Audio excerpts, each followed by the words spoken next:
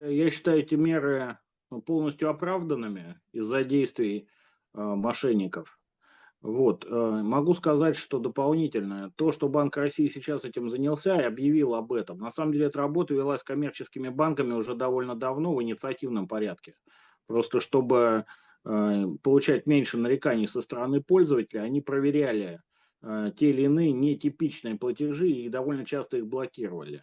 Вот сейчас эта работа уже становится системной и возглавил ее, соответственно, Банк России. Другое дело, что если банки будут перегибать палку и слишком часто все блокировать, слишком ревностно смотреть за всеми платежами, они получат отток клиентской базы. Просто люди не захотят, чтобы их распоряжения как-то задерживались, не исполнялись, и старые добрые наличные, в общем-то, будут опять рулить. На самом деле соперничество мошенников с системой недопущения мошенничества, она бесконечна. Каждый раз будет придумываться что-то новое.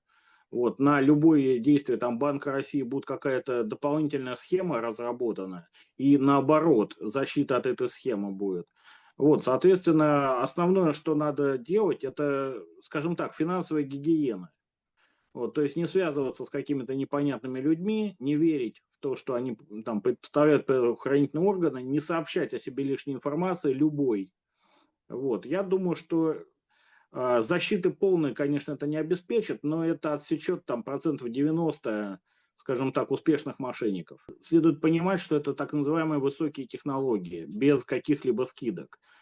Средства манипулирования людьми, они все время совершенствуются, и скажем так, разработки ведутся на самом высоком уровне. И то, что они сейчас применяются для мошенничества, это вовсе не означает, что они потом для чего-то еще не будут М. более серьезно применяться. Вот. Вполне возможно, что это происходит и на уровне государства тоже. Вот. Что касается защиты, но здесь следует понять просто, что, возможно, какие-то свои деньги надо затруднить к ним доступ. То есть, чтобы даже переданный код не там предоставлял, к примеру, какие-то доступы к этим деньгам. Вот. Иногда имеет смысл разложить деньги по разным счетам и, допустим, кучкам наличных. Вот. Ну, то есть защита, в принципе, она есть, но, повторюсь, то, что работает сейчас, не работает завтра.